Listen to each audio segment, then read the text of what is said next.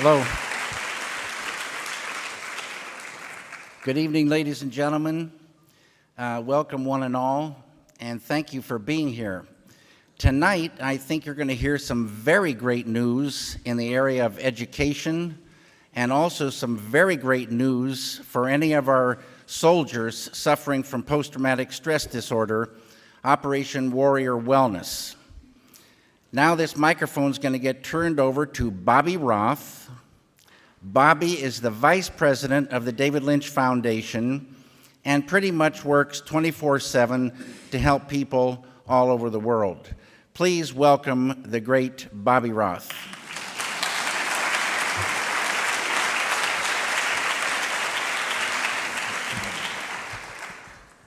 Thank you very much, David.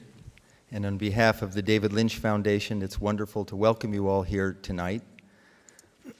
It's been said that Americans are swimming in an ocean of stress. And if that's the case, our children are drowning in it, our veterans are drowning in it, American Indians living on impoverished reservations are drowning in it. So many at-risk people in this country are drowning in stress. But it's not just stress anymore. It's traumatic stress, far deeper, far more insidious. And that is a reminder for cell phones. Not as stressful as that, but please turn off your cell phone. I cued the cell phone there so that, otherwise it would have been a little obtrusive if I would have said something. But traumatic stress.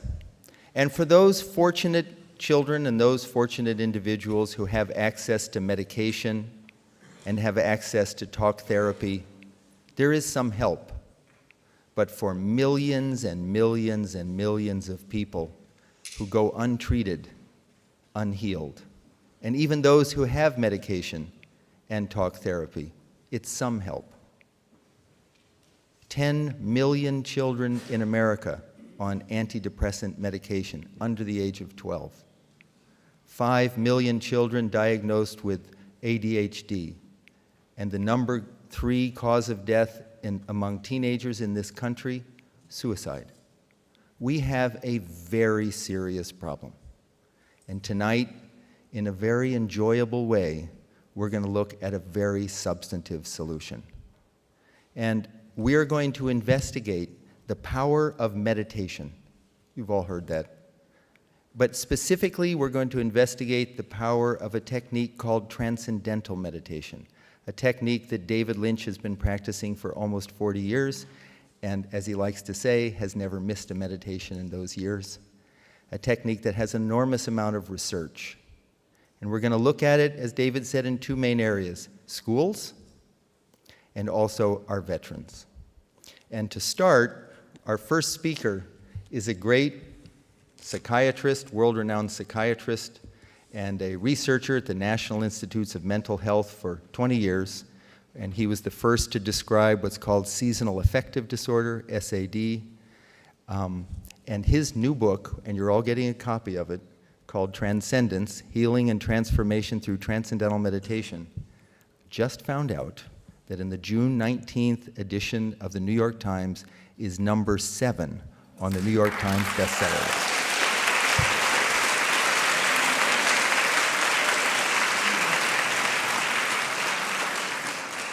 Dr. Rosenthal practices here in Bethesda.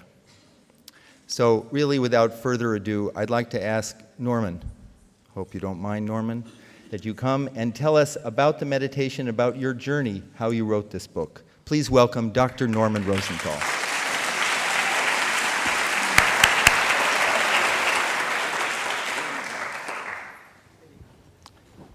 Good evening, everybody.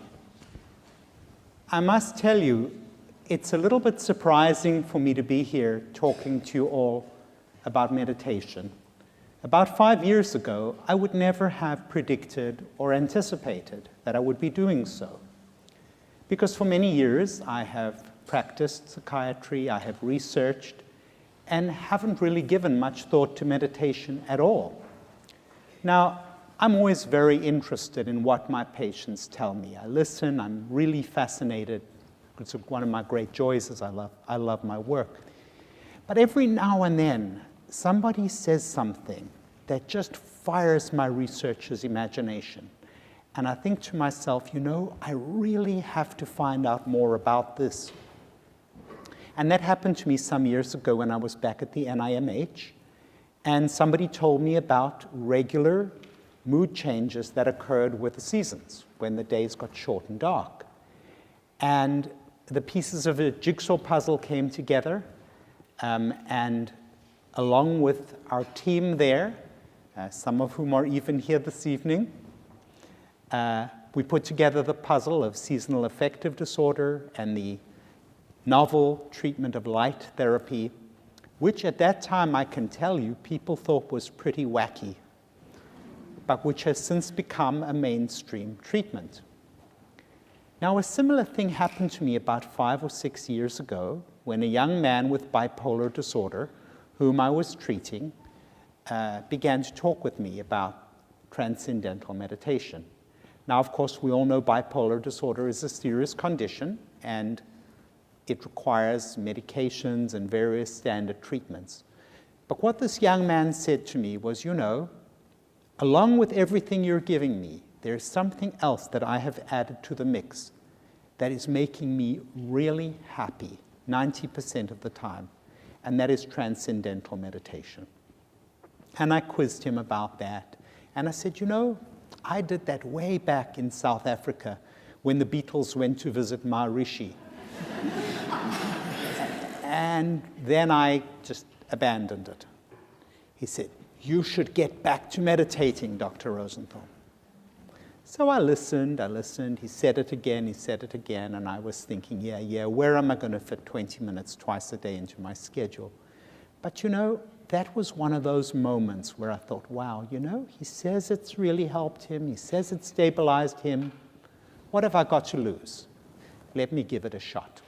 So my good friend Bob Roth happened to be in town, and he refreshed my technique. Once you've got that mantra, then it's with you forever, and taught me how to use it properly. And I wish I could say that there was a sudden epiphany, but there wasn't. But I kept at it, prompted by my patient who kept saying, now, you're doing it regularly. You've got to do it regularly. Otherwise, it's not going to work. So I started to do it regularly. And then gradually, something very interesting began to happen in my head. I got calmer and less reactive. The ordinary irritations and the frustrations, the disappointments of everyday life that would rattle me. Now, I still don't like them, believe me, but instead of the reflexive reaction, I just began to have a more thoughtful response. A simple example is somebody cuts you off in the traffic. And I've seen people cussing, and I used to be one of those people. But really, I'm much more likely to say, maybe he's in a hurry, maybe he has an emergency, maybe he has a problem. But why should I let it become my problem? And it's coming from a very authentic place. It's not a cognitive therapy thing that as soon as I feel angry, I say, well, no, wait a sec, now you're feeling angry and you've got a bad thought and you've got to fix that and you've got to have a good thought instead. It's just coming kind of very organically from within, and that was really interesting. And I've been a fairly organized person, but I became more so, better at setting priorities, better at getting things done. So, I've always kind of used myself as a bit of a laboratory for my patients, and I thought, it's really helping me. Maybe I should recommend it to this person with an anxiety problem or that person with an alcohol problem or whatever. And I'm finding that it's beginning to help people. They're coming back to me. They're saying it's really helping. Some, of course, more than others. One very dramatic case, a woman whose husband had a really terrible anger problem, and they had tried absolutely everything with very little benefit. Woman is a therapist herself, and it just didn't help, and it was very unhappy. He was really a nice guy, and nothing had helped, and I thought, what's to lose here? So I explain the story. And recently I had occasion to ask her, and she said, you know, it's an absolute game changer.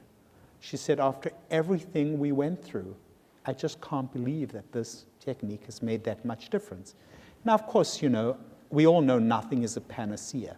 But even if some people are getting this degree of benefit, then surely it's something we need to be exploring. And indeed, the next thing was that I did do some research on it in post-traumatic stress disorder in veterans who had been in combat. You're going to hear more about that later. But last week, we had a paper published in Military Medicine on 5 veterans who had done TM for their combat-related PTSD, you know, with really good effects. At a basic level, it's kind of intriguing that they were able to actually sit there and do the technique, that it was feasible. But much more than that, within 2 months, they had a 50% decrease in their PTSD symptoms. And one of these gentlemen you're actually going to hear from tonight, but I reached 3 of them recently, and they're still meditating, they're still benefiting, they're still enjoying it. And you know, it's a small number, but I think it's remarkable. And we also did a study in bipolar disorder, and by the end of these 2 studies, almost every clinician in my group was getting trained in TM at their own expense. How's my timing? Have I got a little time? Yeah. He's my timekeeper. Anyway, so, you know, it's really good for us to wonder, what is it about this technique? This really simple, effortless technique, you do it twice a day for 20 minutes, such a gentle technique that can have such a profound effect. And the answer comes in a single word, and that word is stress, because stress is everywhere. I see it in my patients and myself.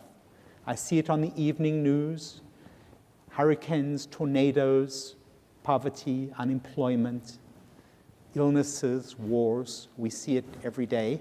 We'll see it in the combat-related PTSD that you're going to be hearing down the line. And it's a really terrible thing, the stress that goes on, because really the stress response is geared to be a short, targeted response to a specific issue. It's not supposed to go on, and it can be really devastating if it does. The great scientist who described first the harmful effects of stress, Selye, said, it's not stress that kills us, it's our reaction and response to it. And indeed, it does kill. And as we know, cardiovascular disease is one of the biggest killers. It kills 1 in 3 people. And I would actually like to show you just a few slides which illustrates the direct connection between TM, stress, illness, and death.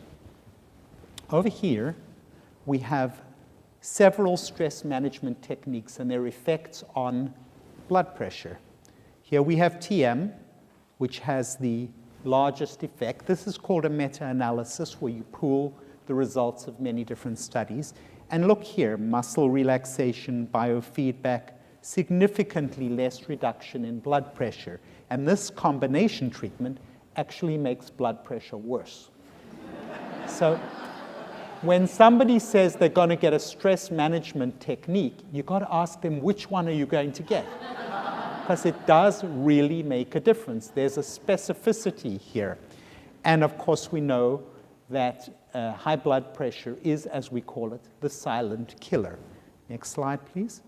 And how does it kill? Here we've got a cartoon of 2 arteries.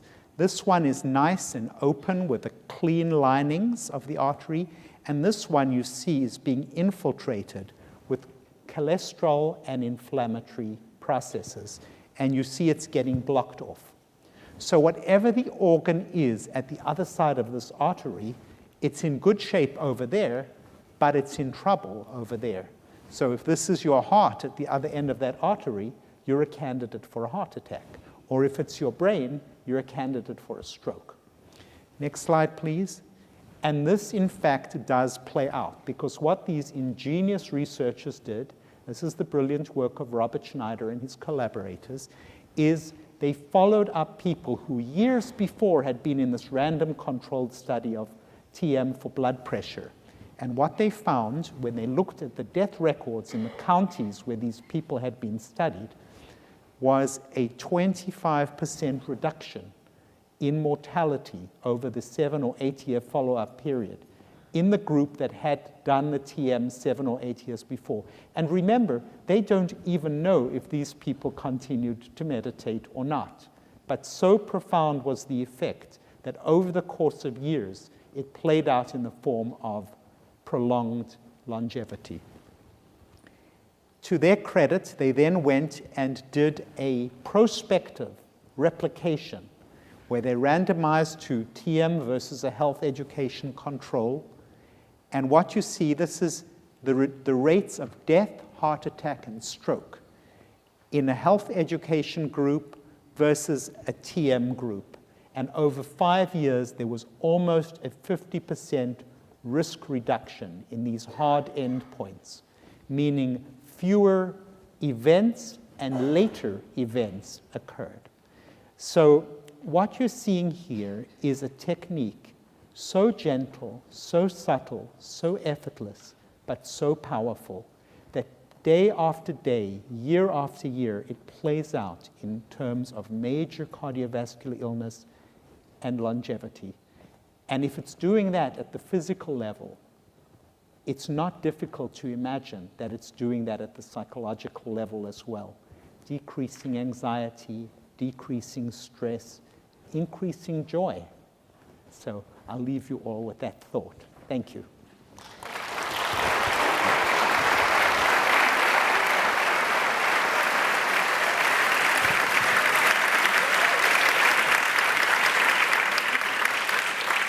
The David Lynch Foundation has provided scholarships in the last 6 years for over 150,000 at-risk students to learn to meditate.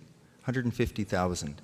And that's throughout the United States, all over Latin America, the Middle East, Africa, Asia.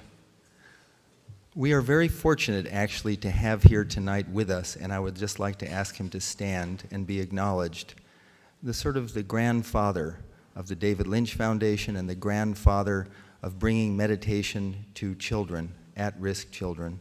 He's the one who coined the term quiet time. He's been an educator, a devoted educator here in Washington, D.C. for 46 years, and he is my hero and very dear friend. Would you please stand, Dr. George Rutherford, and receive our appreciation.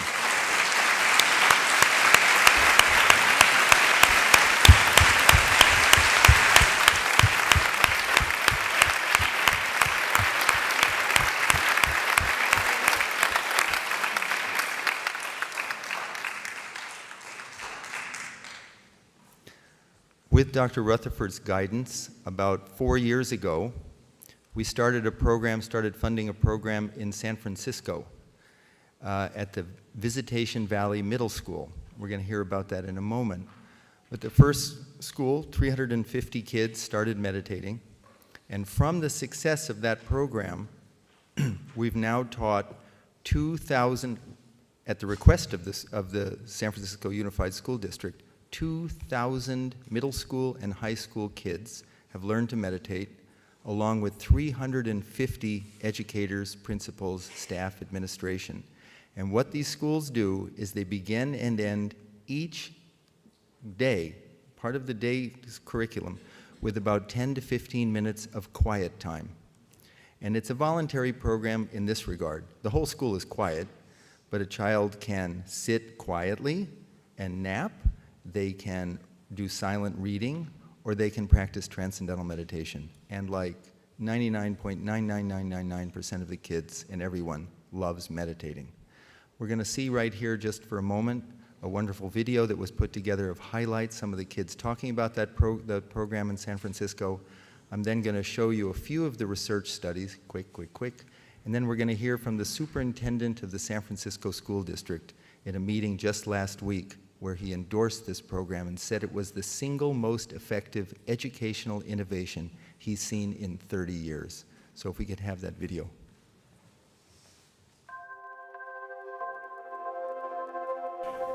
I think that we have the most amazing kids. I love their energy and emotional intelligence. But what's different about these kids is that they need a lot more. Many of my students are in charge of taking care of their household, basically.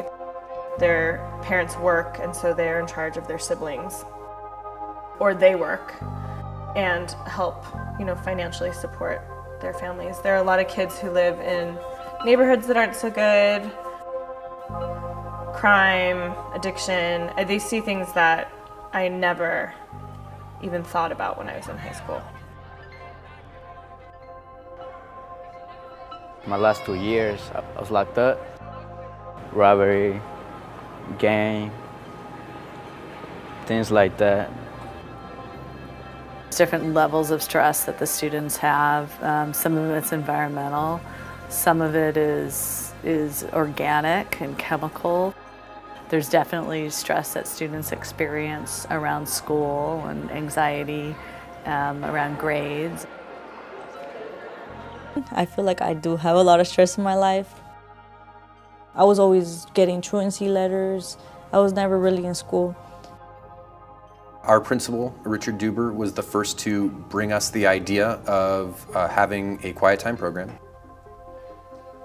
It was certainly for me a level of skepticism regarding whether we could really get students at this school to be willing to try and meditate. It would allow them that time for themselves that they don't get. And something that actually releases the stress as opposed to time for themselves that would make them more stressed. We do it at the end of first period and at the end of seventh period, and the entire class gets quiet. Those students who want to meditate have that opportunity because we have an adult in the room who is making sure that they feel safe and comfortable. When I had my first meditation, I felt so relaxed. You sit and like you just like let loose and relax. It's just you and your mind and going back and forth. Just you have to think this stuff out. Sometimes you just need that. And I'm all tired and fatigued, but after quiet time, it just releases all the stress, helps you feel more energetic. I used to say, I'm gonna get my grades up, I'm gonna do better. But yeah, it was just what I said. It never happened until I started meditating. Because I got better grades and like I'm not really all that mad anymore. You felt so good and at peace, and you just felt like nothing like negative could get you. I feel like refreshed, like I'm just full of energy and I'm just ready to like continue on with my day. I think it gives them rest.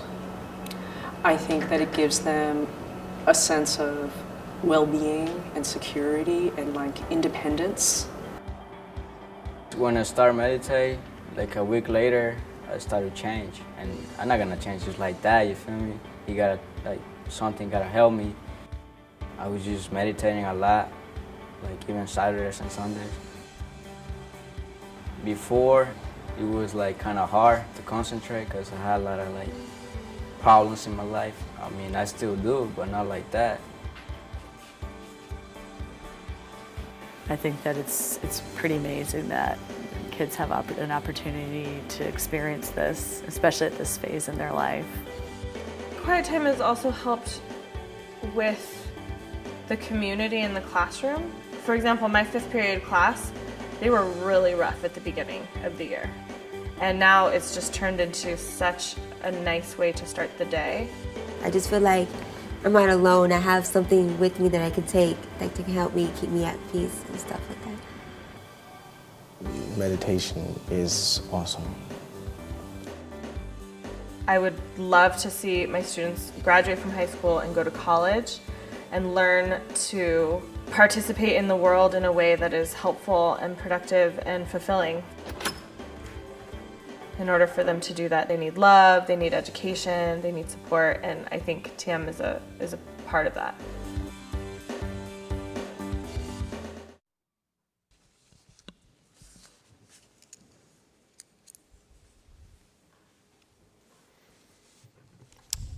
Schools are battling what they call the predictive power of demographics. In San Francisco, and I'm sure it's everywhere the same, you can look at a zip code and you can say, these many kids are going to drop out of school, these many kids are going to end up in the prison pipeline. In these 4 schools, there's been a complete reversal. And if we could see the first chart, I'll just go through this very quickly. This data was provided by the San Francisco Unified School District, and I should say, in your goodie bag, in addition to receiving Dr. Rosenthal's book, you're going to get a little, look for this, it's a little report on the San Francisco schools. In this first chart shows that attendance at Visitation Valley Middle School was at 98.3% last fall. And 18 of the graduating 8th graders, all meditators in that 8th grade class, received a perfect attendance. That means that 18 students did not miss a day of school for 3 years. Next chart.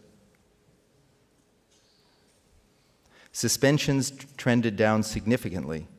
Visitation Valley used to have one of the highest suspension rates in the district. Now the school has one of the lowest, even compared to the middle-class schools.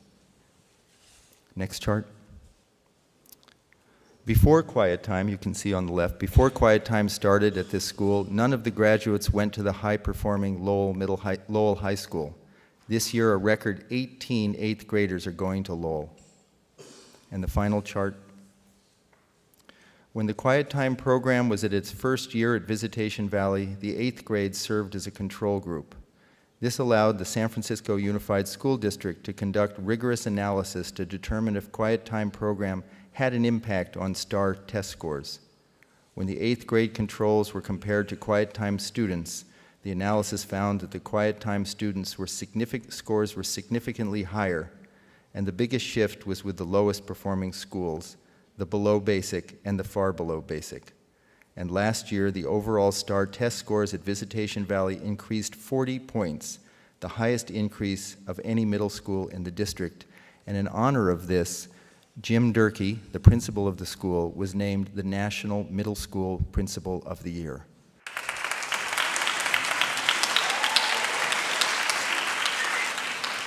Good evening, I'm Candy Crowley. I want to turn the corner just a little bit, but not too hard. Tonight, I am pleased to announce in the DC area the launch of the David Lynch Foundation's Operation Warrior Wellness.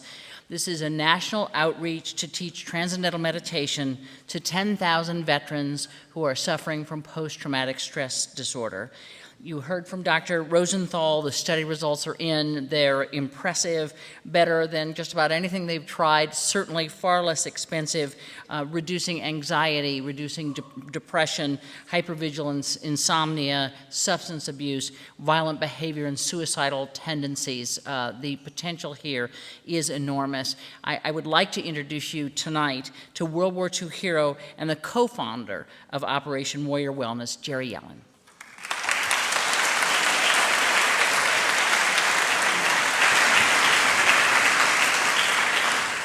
I am just one of 16 million people, Americans, who served in World War II.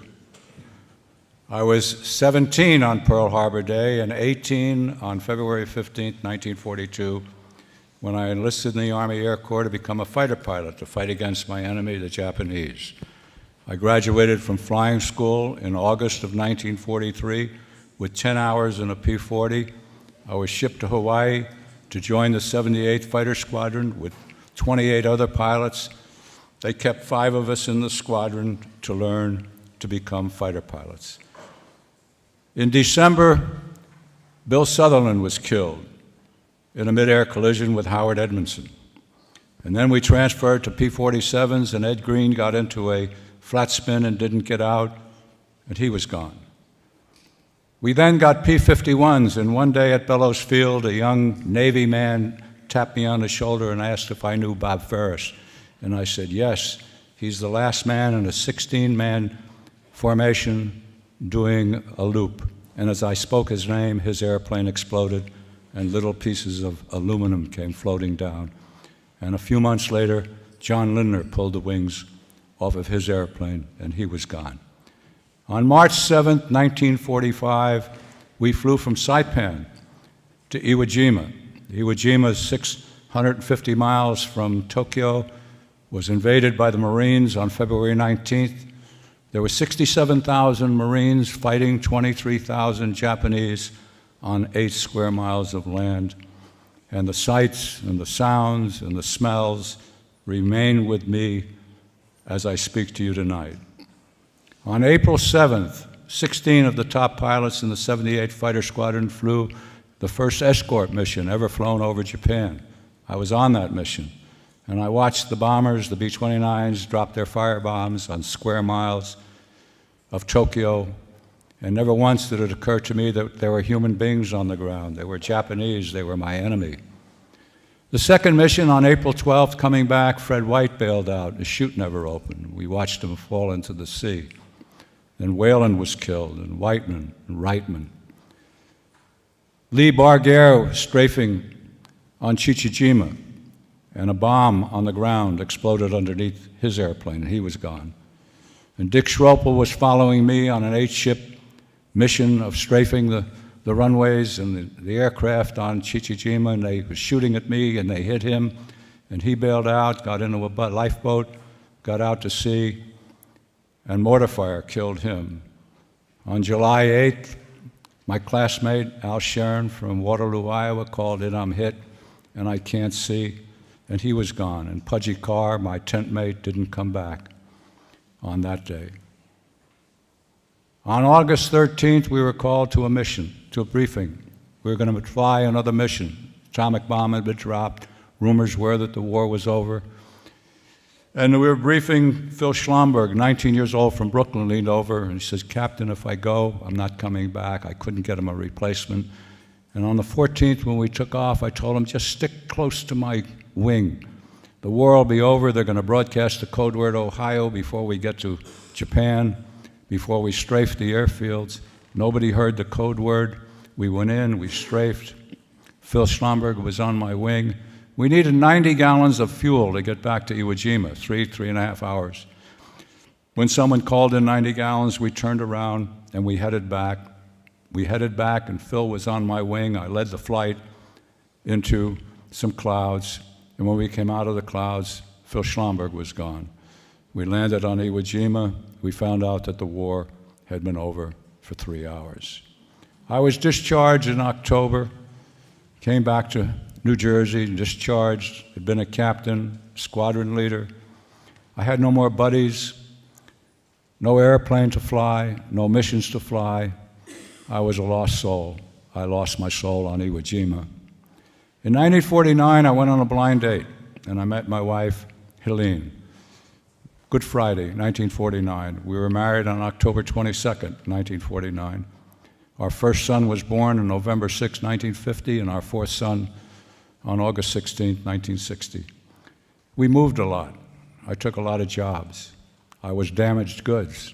I loved my wife. She loved me. She still loves me, and I still love her. But I was damaged goods until she watched a TV program that had Maharishi Mahesh Yogi talking about transcendental meditation. She decided to learn, and I learned as well. I had a dramatic change in my attitude about life, my attitude about me, my attitude about her, my attitude about my family. My life became better. I became a better person, a really better person. Today, we have more than 500,000 young veterans and 10 or 12 or 15 people in their families suffering from post-traumatic stress disorder. What they're getting as treatment isn't working. Antipsychotic and antidepressant drugs are very expensive, and they don't do the job. According to Joseph Stiglitz, a Nobel laureate, and Linda Bilmes, a Harvard professor who wrote a book that was published in 2008 called The $3 Trillion War, we in America are going to have to spend $15 billion every year for the next 50 or 60 years taking care of the mental aspect, the mental disease called post-traumatic stress disorder for the veterans of Iraq and Afghanistan. We have a better way of doing it. We have transcendental meditation. It helped me, it helped some of my friends, and it can help every single veteran who has ever been in combat, regardless of when or where it was. Operation Warrior Wellness started early last year when a young friend of mine from the Bosnia War committed suicide. And I knew what the David Lynch Foundation was doing, I knew what Bobby Roth was doing, and I called Bobby and I said, Bobby, do you think that the Lynch Foundation would open up their hearts and their minds and their money to produce so that we can teach TM to the veterans that are coming back? And he said yes. And so now we have Operation Warrior Wellness. America needs your help. The veterans and their families need your help. And Operation Warrior Wellness is well prepared to help. Thank you very much.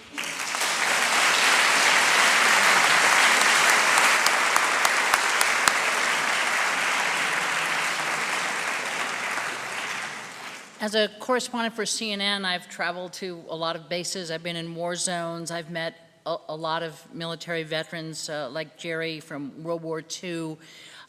Hearing his story, I can't help but think of there are those who suffer full-blown PTSD. So I've met totally dysfunctional veterans, but I've also met those who just have the residue of combat in their pores.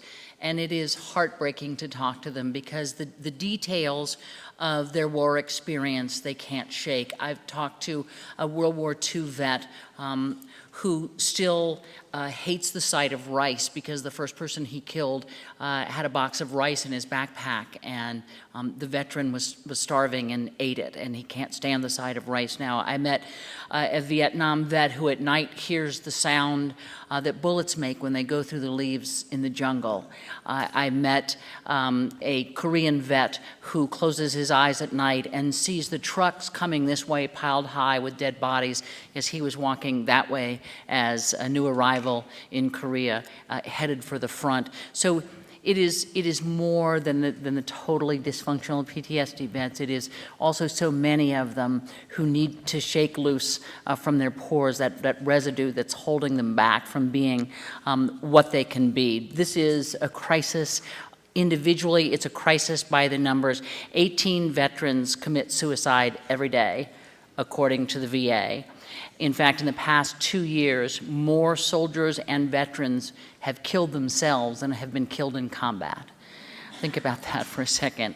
About 13% of homeless men are veterans, and nearly 50% of veterans with PTSD haven't received any help for it, and those who have, the help has been inadequate. Sometimes they don't return. So there is a lot here that obviously those of us who practice Transcendental Meditation think can come to play for the help for those who went off to war, regardless of what time they went off to war. Dan Burks was just 19 years old when he enlisted to fight in Vietnam.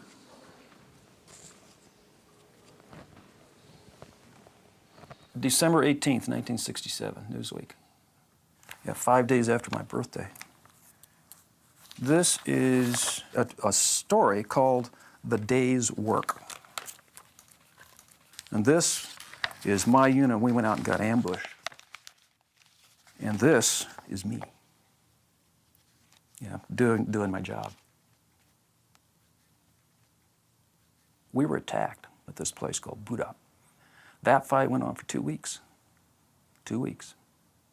2 weeks. The first night, I killed 14 people.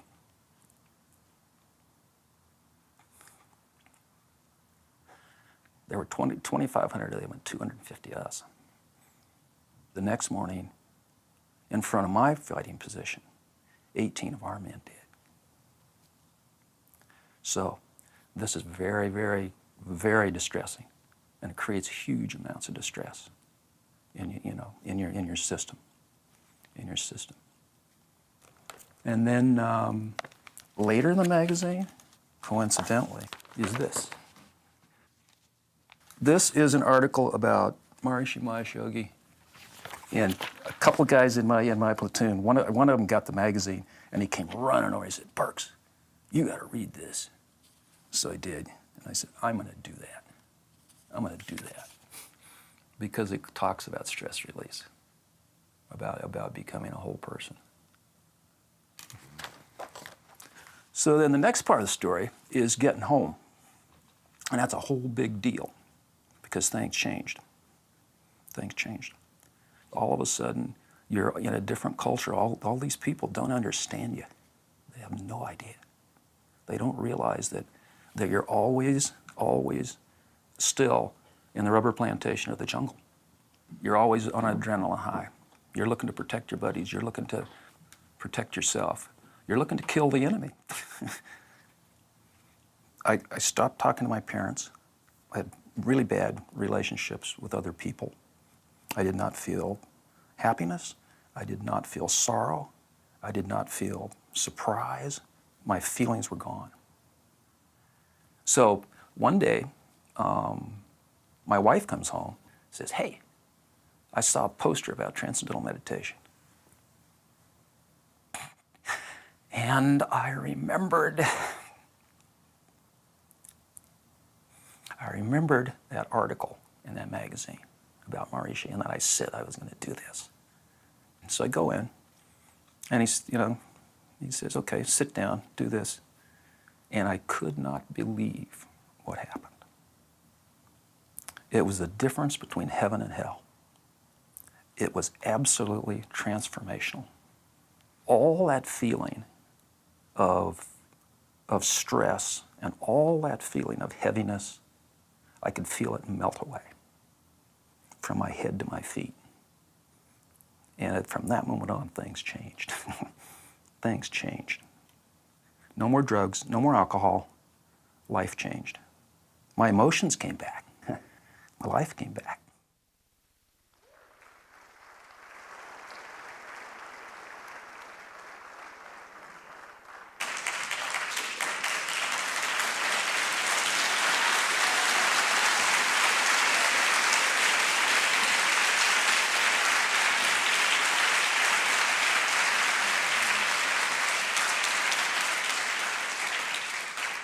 Thank you.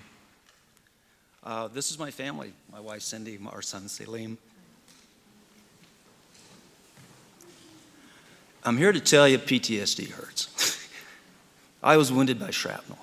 That wound totally shrinks to insignificance compared to the wound of PTSD.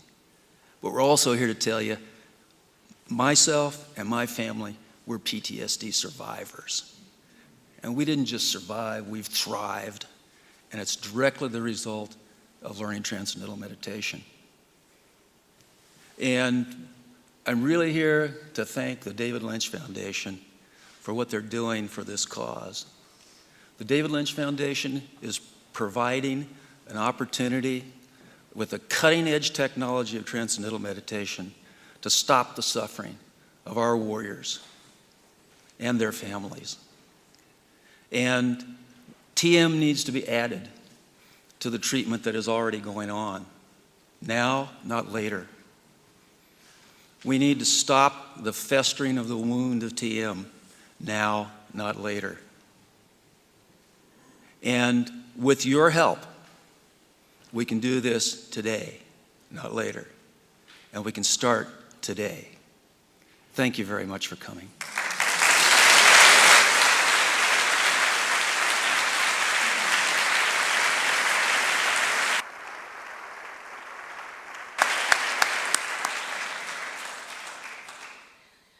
So Dan reminds us that for every veteran in trouble, there's a family also in trouble. Mothers every day in the United States watch their children go off to war, and often when they return home, these sons and daughters are different. They are distant, or they are lost, or they are angry, some of them suffering from post-traumatic stress disorder. This is exactly what Julia George faced when her son David came home from Iraq.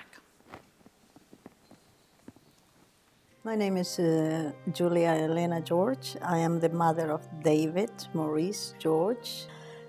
When he finished high school, he decided to go to the Army for one major reason. I will never forget that. He was very, very upset and heartbroken when the Twin Towers collapsed. he says, I'm going to go. The war started while I was in basic, so when I got out of basic, they gave us this speech that, you know, you kind of hear in the movies where it's like, look to your left, look to your right. These guys are not going to be alive. We spoke many times over the phone while he was in Iraq, and he was telling me what he was going through. The big thing for me was a car bomb had hit our compound and gotten through the gate, and luckily one of the guys shot the car till they detonated, till the people inside detonated. There were two enemy combatants, I would say.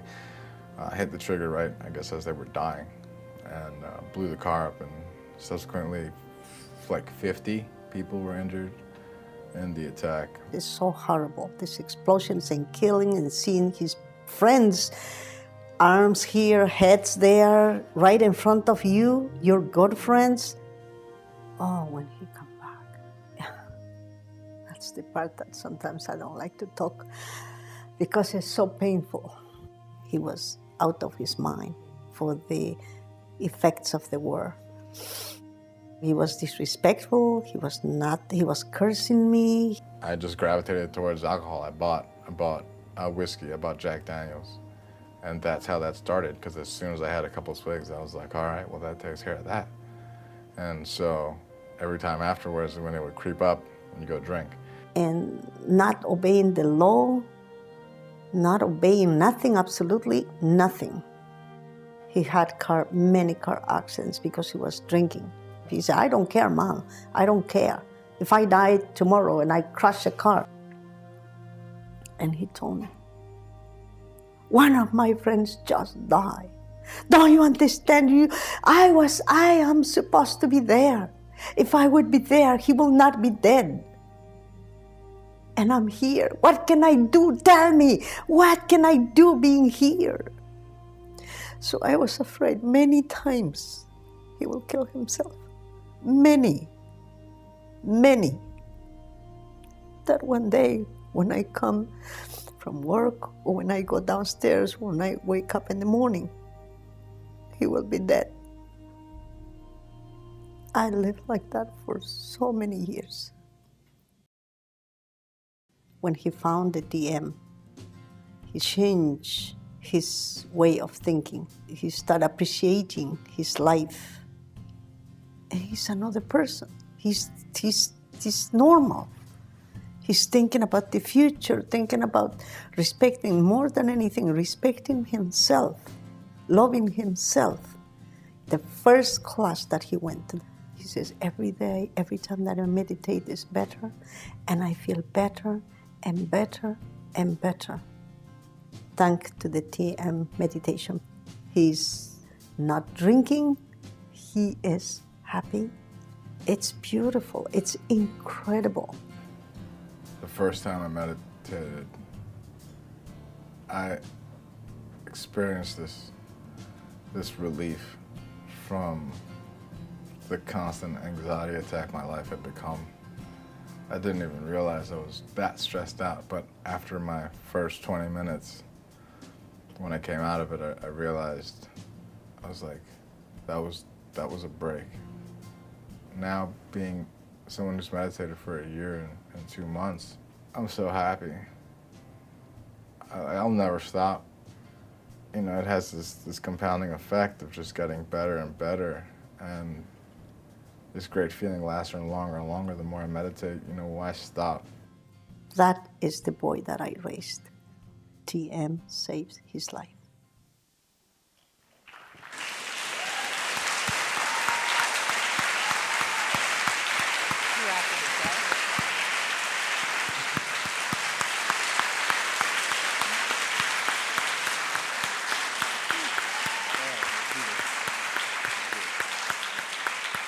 This is my mom, Julia George. All right. Thank you very much for coming and supporting this wonderful, wonderful organization. If you know, or if you know somebody who is suffering, like my son and I suffered, please contact or tell your friends to contact to this wonderful organization. Thank you.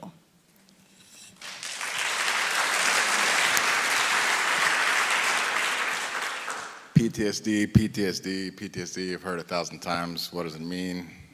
It's a bad day. Everyone's had it. You know, that's the only way I can explain it. There's nothing but saying that it's a bad day that doesn't go away. You wake up with it, and it gets worse, and it gets worse. And I end up treating the ones I love like my mom. I only saw that portion of her video for the first time yesterday because I didn't want to relive how I treated her and how I made her feel. It was something I didn't want to go through again. I knew it was bad for me, and I knew I made it bad for her. But I couldn't take care of myself. Everything was going down the drain, dropping out of college. But when I started meditating, was it a year and 2 months I said there? And I remember that, and I thought I was like smiling. I thought I was like, yeah, a year and 2 months, but I see it, and I wasn't that happy. But now I've been meditating for 2 years, 2 months, like 3 weeks and two days. So, and right, I'm smiling, I think. It's good, it's good. And I'm gonna keep doing it because of Transcendental Meditation, you know, I went back I'm in a real university now. I'm finishing my bachelor's in a year. I love my mom, we're getting along great, the family's awesome. And I'm here to really speak and spread the news that this is changing people's lives for the better, and everybody should get a part of it. So thank you for supporting this. Thanks for coming tonight.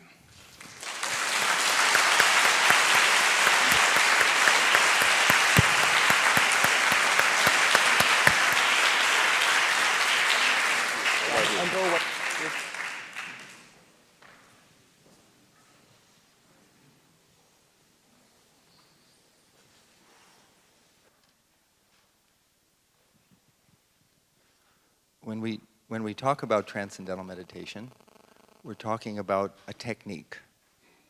It's a technique that anyone can do. It's not a philosophy, it's not a religion, it's not a way of life, it's a technique. And you can be as skeptical as you want. And the technique, because it's a technique, works just as well as if you think, oh, I'm into meditation. That's why, and it's also effortless. Anyone can do it. A child 10 years old with ADHD who couldn't close his or her eyes for 30 seconds without going nuts can sit and meditate for 10 minutes and get those benefits. Dr. Serena Grosswald is a University of Washington, Georgetown University trained cognitive learning specialist.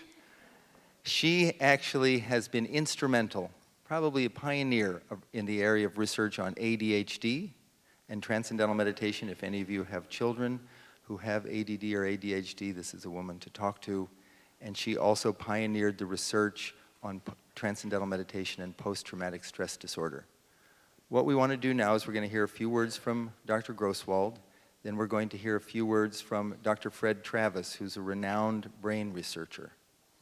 And then we'll hear a few words from Ed Schloman, great Vietnam vet, Marine. And then we're going to really enjoy a dialogue, a conversation between Candy Crowley and David Lynch. So that's just to give you the overview of where we're going. And Serena, we've heard some very emotionally moving experiences, individuals. I know that you've been working in an outreach to bring this to veterans. You know, what success? Is there interest? Is there interest from, active duty? Is there interest from the VA? Where do we stand today? Well, we're finding a lot of interest. I mean, as has been mentioned, as hard as the Veterans Administration tries to respond to the significant problem, what it's developed into, it's still, you can see that people are still suffering. They really don't have the answer. And we have many who come to us and say they don't want to take the medication. It makes them feel, as David used to say, actually, that you just saw, it makes them feel stupid. And so they're looking for something. And we get great response from the providers who spend every day, all day, trying to help these veterans, and from the veterans themselves, that this is a program that they are interested in and they do want to do, and they find very quickly I had the good fortune to be involved in the research with Dr. Rosenthal, our study that's just came out in military medicine. But it's so rewarding to really see the kinds of changes, like someone with David George who was in our study. So we get that kind of response, both from the healthcare providers and from the veterans themselves. Without showing any charts, just tell us elaborate on some of the changes that you're seeing with the veterans. What does the data show? I know it's published in a peer-reviewed journal. What does it show? Well, we actually are building on research that was originally done in the 1980s with Vietnam veterans. So this is not the first study that's been done on post-traumatic stress disorder, but there was the sense among the military that, well, we need to see how it works with these veterans. And yes, every war is different. And the experience that every soldier or Marine or other military personnel or contractors, their experience is individual, and every war has been different. But every sufferer of PTSD is suffering the same effect in the brain, the same inability to manage their responses to loud noises, to walking beside a trash can and thinking it's an IED. So what we've seen is the same kinds of results that we saw in the 80s with Vietnam veterans, where there was significant reductions in the PTSD symptoms, improvements in sleep. Sleep is a significant aspect. Major reductions in alcohol use. We find no matter what war anyone has experienced, that they self-medicate with alcohol. And very quickly, drop in alcohol use and other substance use. Improvements in quality of life. And that's sort of the same thing that we saw with these veterans of the Iraq and Afghanistan war. Dramatic improvements in life, reduction in depression, as Dr. Rosenthal mentioned, 50% reduction in PTSD symptoms. Thank you very much. I appreciate that. Actually, I have one more question. One more question. Wish list, ideal study that you and Dr. Rosenthal would like to do, with vets. Describe it. Well, I think we'd like to do a big study so that we really can demonstrate the effectiveness and be able to do a long-term study. How many? I think, gosh, we do 500, 1,000. I do as many people as we can do so that we can help stop the suffering. And is that the step? Do you think, this is kind of a leading question, transparency, but do we have to wait for that study to come out? I know Dr. Rosenthal has said, Dr. Rosenthal, you said that with your SAD, seasonal affective disorder, it was one person who had some benefits or changes from the treatment. Was that the case? What I really said is, he'll tell you what he said. Everything has to begin somewhere. Somebody said to me, these are only 5 veterans. What can you say about it? I said, I can say it's a beginning.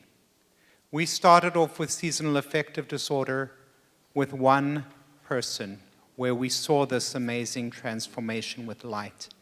In the controlled study, initial controlled study, which was really, we were just able to scrape together the funding to do it, there were 9 patients. That study's now been cited well over 1,000 times. It's a citation classic. So if you've got a powerful effect size, you can get a lot of traction with a relatively small number of subjects. I would love to see a study with 20 or 30 in each arm. And I think we've got enough of a signal now to really justify going forward and doing such a study. I would love to do it with Serena.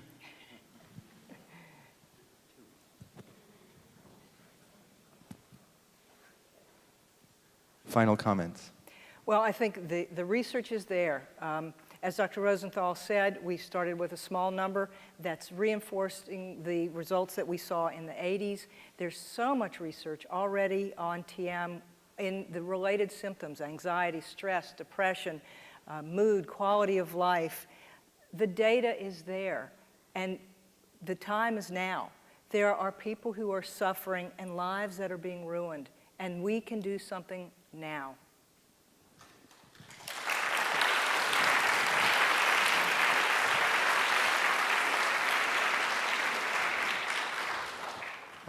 Our final interview, brief chat, is with Dr. Fred Travis, who is recognized around the world as one of the leading researchers on the brain and meditation.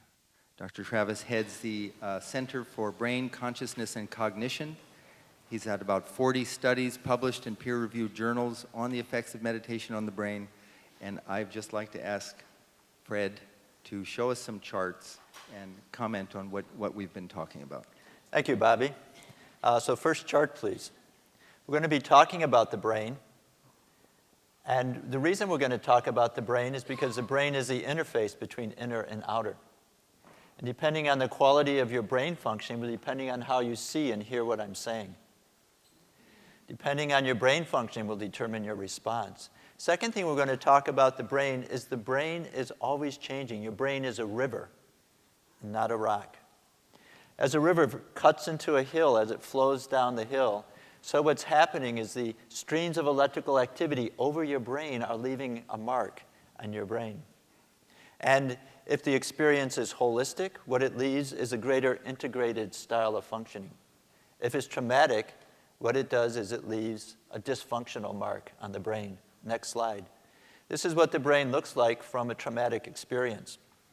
What we have here is the traumatic experience turns on the amygdala. In the men, it turns on the amygdala to the right, which is context. In the women, it turns on the amygdala to the left, which are the details of experience. The amygdala is your fear center. So what this is doing is creating a veil of fear through which you're experiencing the world. So you're hypervigilant. You're vulnerable. You think people don't understand you. Because this is what your brain is telling you. In addition, the amygdala is turning on the fight or flight response. The fight or flight response turns off the front part of the brain. Front part of the brain is the boss of the brain. It's what lets you put things together. Now, next slide. Traumatic experiences have turned on the amygdala. To turn it off, we need an experience that's the opposite of trauma. We need an experience which is holistic and not fragmented. An experience which is silent and not chaotic. And meditation experiences bring these kinds of experiences to you. But meditations are different. So we need to choose our meditation thoughtfully. Next slide.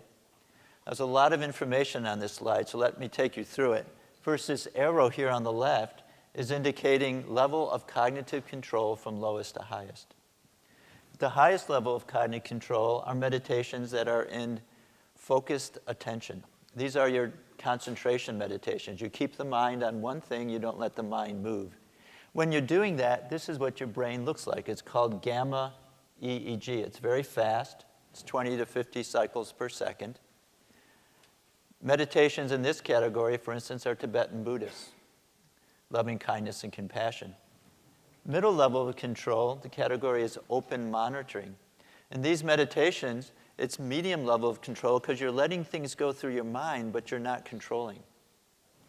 When you're doing this, you see a slower frequency. It's called theta. It looks like this. It goes up and down 5 to 8 times per second.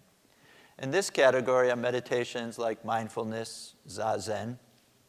Now, meditations in these first two categories keep the mind in the process of thinking, of doing. They keep the mind in that same veil of fear that PTSD is turned on. And so what's reported is these meditations have very limited effects on reducing PTSD symptoms. The last category, automatic self-transcending, is lowest level of cognitive control. These are meditations which transcend their own activity.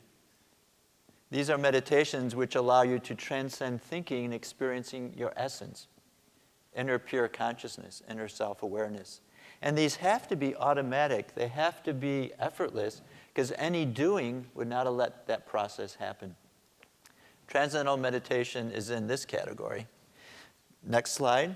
This is what the brain is doing during transcendental meditation. What we see here is if it's red, it's more active. So the front of the brain is more active. Notice the subcortical areas of the brain are less active, the colored blue. The front of the brain, your integrative system, is more active. It's able to take experience, put it into a whole.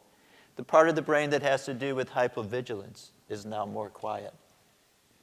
What's happening in transcending is you're resetting the mind and body. What's happening when you're transcending is those fear signals from the brain are being turned off. What's happening is now the integrative center is able to see the bigger picture. The hypervigilance is settling down. TM takes you beyond thinking to silence. Transcending thinking allows you to transcend PTSD. Final slide. Bottom line. Every experience changes the brain. Trauma turns on the fear center. It turns off the thinking centers of the brain. Transcending leads to a new state, restful alertness. This restores balanced functioning of mind and body. It relieves PTSD. It supports happiness and success in life. Thank you very much.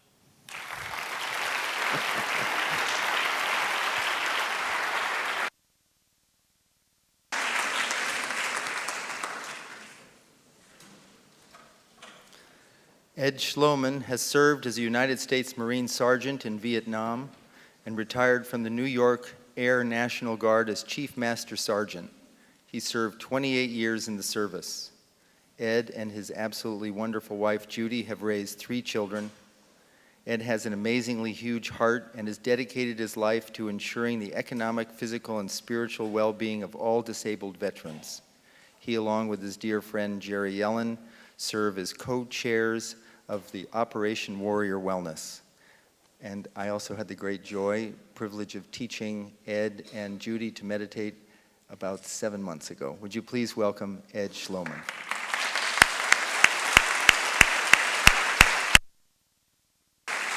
Thank you, Bobby.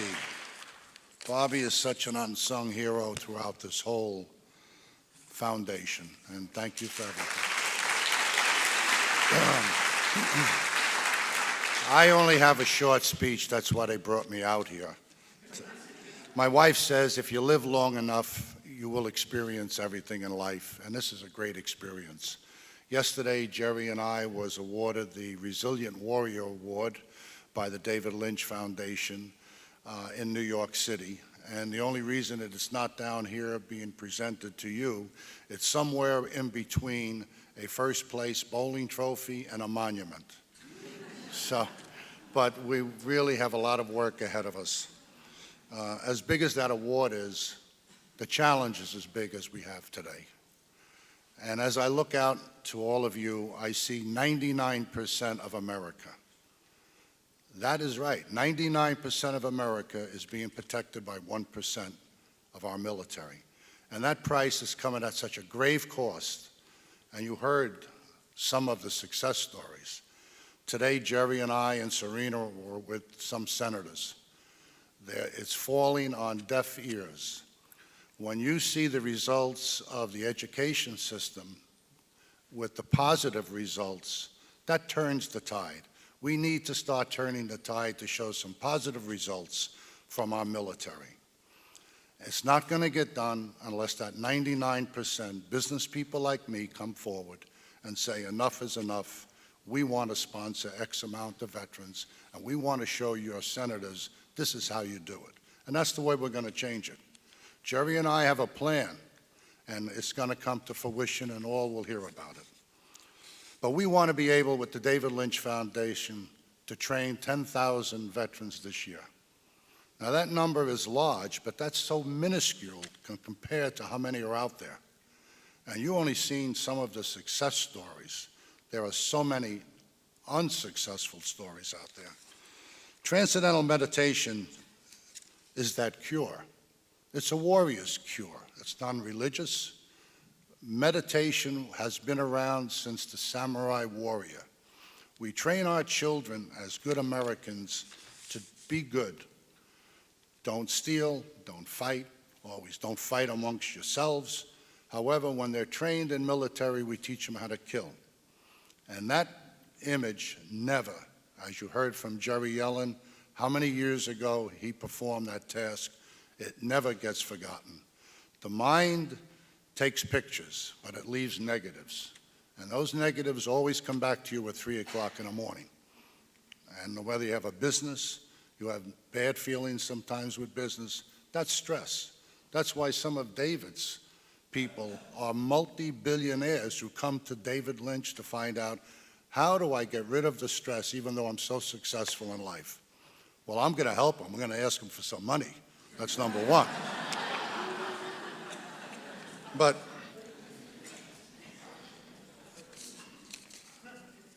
again, our challenge is big,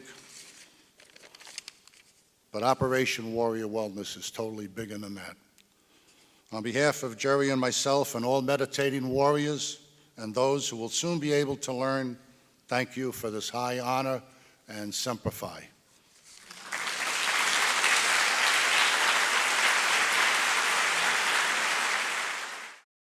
I'm a great supporter of Transcendental meditation. I've been using it for almost 40 years now. And I think it is a great tool for anyone to have and to be able to utilize as a tool for stress.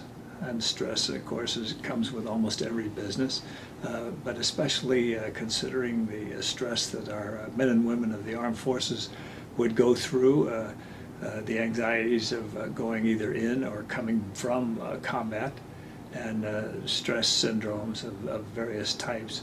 I think it's a great tool. I think there's enough studies out there that show that Transcendental meditation, or TM as we all call it, is something that could benefit everybody. And I congratulate you and everyone there tonight. And again, apologize for not being there. I want to pay tribute to Captain Yellen and Colonel Brian Reese and Ed Sloman, Master Sergeant, and everyone there who is supporting this organization. I think you'll find it's a great system to use and life in general. Otherwise, why would I have been doing it all these years? Almost half of my life, I've just calculated. So have a good evening. I'm sorry I'm not there. Bye-bye.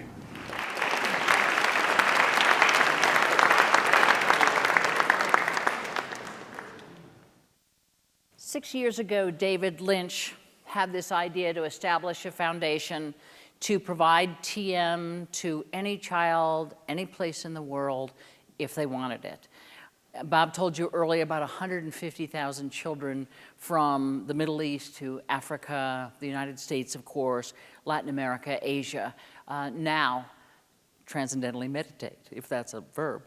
But the foundation has grown beyond the children. You have just heard providing scholarships to veterans to learn how to meditate, American Indians living in poverty on reservations, homeless adults and children who are in reentry programs, as well as incarcerated adults and teenagers. So very widespread. David's been the driving force behind all of this. He's traveled around the world. He's talked in dozens of countries to hundreds of thousands of people. He wrote a book, and you should get it. I had to read it 3 times to understand it, but you should get it. It's called Catching the Big Fish: Meditation, Creativity, and Consciousness. He has directed and produced several films about TM and these programs. I don't know if you've ever watched some of the films he's produced, but he is an artistic genius, a hands-on philanthropist, a humanitarian. Please welcome David Lynch.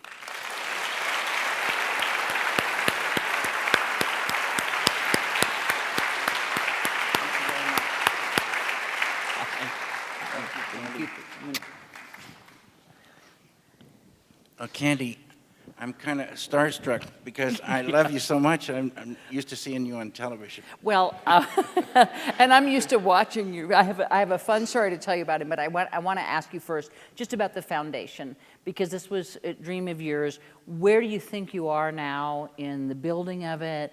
What do you envision for the future and your participation in it? Well, as you heard, it was started about 5 or 6 years ago. And it was, the foundation is to raise money to get transcendental meditation to any student, really any human being who wants it anywhere in the world. And as you've also heard, this simple technique is so magical. Maharishi Mahesh Yogi started teaching this over 55 years ago. And he started in India, and he taught this technique all around the world. 10 times he went around, teaching, teaching, teaching. And there have been 500 or 600 studies. He wanted this technique attacked from every angle and researched. And there's never been a study that shows anything negative about it, and studies hundreds, thousands of benefits from practicing this. And I'm just saying, I am personally sick of research studies. I want to get it to the people. I want to get it to the people.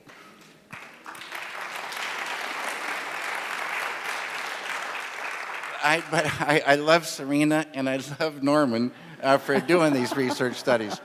And what they're going to find, they can test 5 people, they can test 500, they can test 5,000, and it'll be the same. If you're a human being, this technique will work. And your life will, as the soldiers said, get better and better and better. As the students said, it'll get better and better and better. You get a key, and this key opens the door to the treasury within. If being quiet for 20 minutes would do it, it would be a done deal. We'd all be enlightened, we'd all be super happy, it would be great. It's a special, very special, unique technique, a key that takes you to the deepest level of life. You transcend. That's why Norman's book is called Transcendence. This is the big ocean of pure bliss consciousness. This experience of transcending is the experience that's missing from our lives. Just add that. Just add that. You got it made. You got it made. So I have a quick story to tell you, and that is that Bob Roth taught me how to meditate. And we had a sort of this introductory session where he said, well, tell me what you're worried about and tell me what you think might happen. Do you have any questions? And I said, I'm not sure I want to mellow out. I mean, I like, I want to, I'm in journalism. I want to keep my creative edge. I don't want to be all zen my whole life. And so Bobby says, hang on one second. He brings out his cell phone and he, dials us and goes, so David, are you meditating? And David says, just getting ready to. And he says, so I got Candy here. She wants to know if you're going to lose, if she'll lose her creative edge if she meditates. And it dawned on me that he was talking to David Lynch. I'm thinking, okay.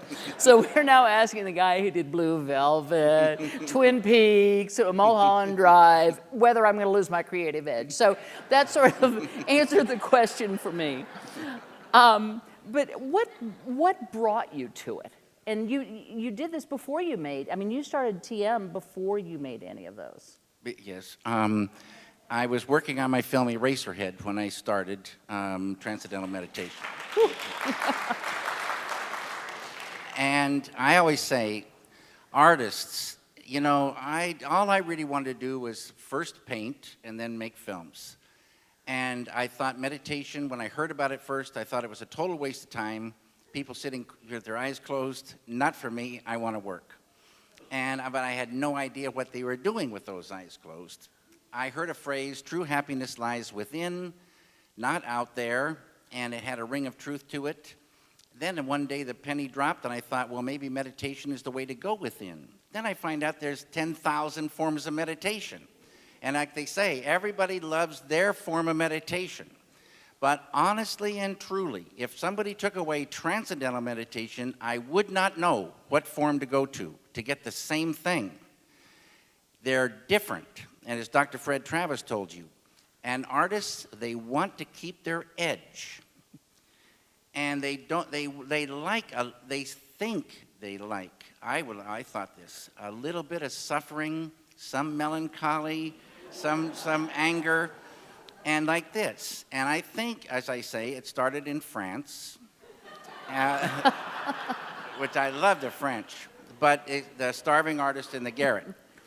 And the starving artist, this is it's very romantic because you can get girls. And so the girls come and they say, oh, may I maybe cook you some dinner? And maybe I'll spend the night. So this works very good. But if the artist was really suffering, really and truly suffering, like I said, if you have a splitting headache, you have nausea, and you have diarrhea on top of that, how much work are you going to get done and how much are you going to enjoy it? And this thing of depression and sorrow and anxiety and post-traumatic stress disorder and all this fear and anger, this is the enemy to creativity. Artists want ideas, they want energy, and they want happiness, really. Just like to get up and boogie and create. It's beautiful. And this thing of negativity is truly the enemy to creativity. And what would imagine your life for me over the past 40 years without TM? I've been meditating every day, so I don't know what it would be like, but I think, I'm pretty sure, I don't know what it would be like, but I'm very, very happy I'm meditating. And I think there's many, many, many creative people that don't meditate. And I always say, they're just going to get more creative. There's many happy people. They're just going to get more happy. And that each human being has a full potential, each one of us. And they say this full potential is called enlightenment. And we don't hear about this. Candy may start talking about it on the news, but we don't hear too much about this. But we do have a full potential. And this full potential flowers by transcending, and higher states of consciousness can come, so much happiness, so many beautiful experiences we have in our future. It's a beautiful, beautiful thing. Just get this technique and stay regular. And let me go at it a slightly different way, because people always say to me when they find out that I meditate, what does it do for you? And I find, even for a writer, that I can't quite put it in a capsule. Can you? The main thing, I think, what it does is it brings happiness. It brings happiness. And the world starts looking better and better. And there's an analogy. If you're wearing dark green, filthy glasses, this is your world. And if you get a technique whereby you can clean those and make them rose-colored or gold-colored, then that becomes your world. And it seems like the picture gets bigger and bigger and bigger. People start looking more and more familiar, nicer to see. The feeling inside, you don't mind, you feel better and better in your body. As you've heard, and things that used to drive you crazy don't drive you so crazy anymore. But I still, as my wife Emily will tell you, get cut off in traffic. I'll go totally ballistic. Yeah. But you're laughing the next second. You can't hold on to anger so much anymore. You can't hold on to sorrow. You can get very sorrowful, but you can't hold on to it. You can get really angry. Next second, you just feel it just goes. It doesn't eat you up. And life just gets more fun. Everything gets more fun. Everything gets more fun. And they say we're supposed to be happy. We're not supposed to suffer. We're not supposed to suffer. There's so much suffering, but it's not natural. It's natural to be happy. It's so beautiful. I agree with you. When Dr. Rosenthal said he doesn't get mad at the guy that cuts him off, I'm thinking, whoa, I am not there yet. No. And I bet you if we went driving with Norman, we might see a different story. But he'd be laughing like he is now next moment. Do people approach you about TM and say, women approach me. Oh. I mean, do you find that because I find people say, well, something's different about you. Of course, you've been doing it for 40 years, so nothing's different about you, from then. But that people do come and say to me, tell me about this. What does it bring you? Do you find that happens to you? Yes. And, like they say, it's true. When you start meditating, the change, you don't feel so different. It's so natural, the lifting of these things, the gold coming in, the garbage going out. It's so natural. Other people see it before really you. They notice these things. Like I say, I had this anger, which I take out on my first wife and really make her life hell.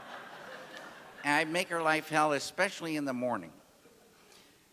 2 weeks after I start meditation, she comes to me and she says, what's going on? And as I say, I was quiet for a while because it could have been any number of things she might have been referring to. Then I said, what do you mean? I said, what do you mean? And she said, this anger, where did it go? And I really didn't realize till she said it. I wasn't angry inside anymore. It was so beautiful. It just lifted away. I didn't try. You can try to be good maybe for a day or a week, but then, something happens and you just can't do it anymore. And my final question, because Bobby is lurking over there. I'm getting the evil eye. But it has been a good evening. Don't you agree?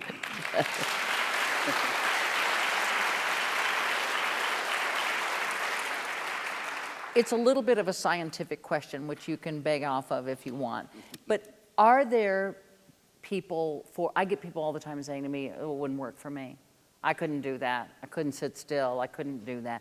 Are there people who are immune to the benefits of TM? No. Like I said, if you're a human being, there's so many people. Just last night, our friend, he's very interested in starting. And he said, but it will never work. It'll never work. And he was almost apologizing for being maybe one of the first failures. And he knew he was going to fail. Like Bobby said, you do not have to believe it will work and it'll work. You can be so afraid it won't work and it will work. It's a magical thing. You need a legitimate teacher. It takes about 4 days, about an hour a day. Then you have this technique for yourself for the rest of your life. And it is easy, effortless, and supremely profound. If it was very difficult, it would never go in schools. It would never help the children. It's so beautiful to see this torment inside of people and all these things on the surface. It doesn't take that torment away. Pretty pictures, nice talk, even some very, very nice kissing. It doesn't do it. It doesn't address the torment inside. Einstein said, if you want to solve a problem, you got to solve it from underneath the problem. You can't get deeper than the transcendent. Modern science's unified field. It's there, always been there. It's ancient technology. It will get you there. Up it comes, a brand new ball game. Life gets better and better and better. David Lynch, I lied. When's your next project? I don't know, Candy, but I'm going to be watching for you on television. It's a deal. Thank you so much. Thank you so much. Thanks a lot, Candy.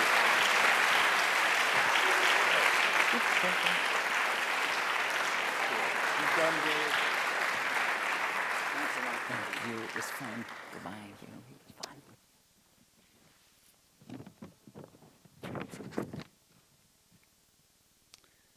Well, that was a full day. Thank you all for coming. On your way out the door, there's a goodie bag.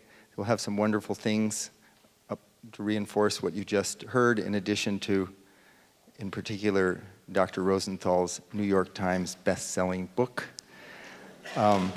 Really great.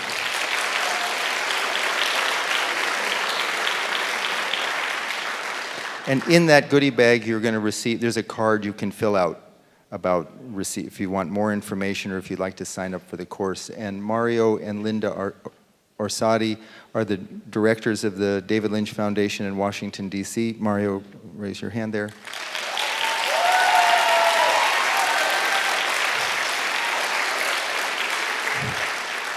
This has turned into a very enthusiastic, almost Washington Redskins Super Bowl sort of. I mean, not recent, but you know. I'm a 49er fan. Yeah, right. We would like to, Bob, we would like to, I would like to thank on behalf of actually all of us here, the Washington, D.C. Host Committee for their incredible leadership and tremendous support in bringing all of you here and all of us here together this evening. And they include, and please stand up and please give an amazing round of applause for Rona and Jeffrey Abramson.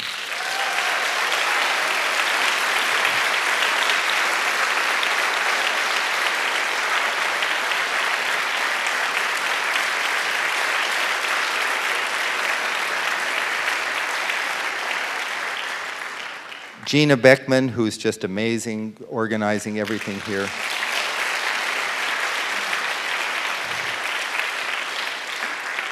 By the way, I have a list of 110 names. No.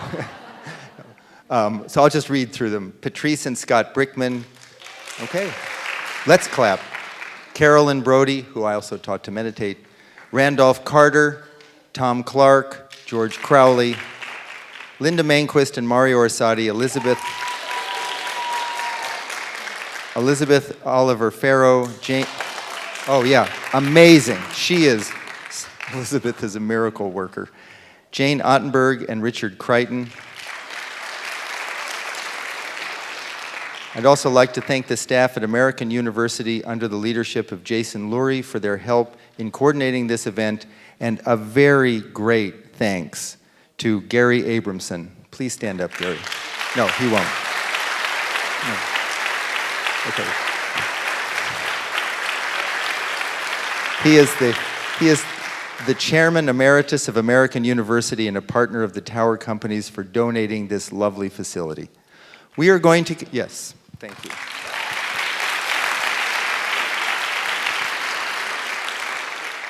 So many other people to thank, so many people to thank. I've thanked Jessica Stewart enough, but I want to thank Jeff Stein for editing together this very quickly of the San Francisco schools. That was just an absolutely beautiful thing. So, we conclude now with a vision of where this is all going. A 2-minute collage montage of children meditating, funded by the David Lynch Foundation, children meditating all over the world. 2 minutes, and then we thank you all very much. Be sure to pick up your goodie bag, and there's wonderful desserts that the Abramsons have provided for us, so be sure to take some of those. Thank you very, very much.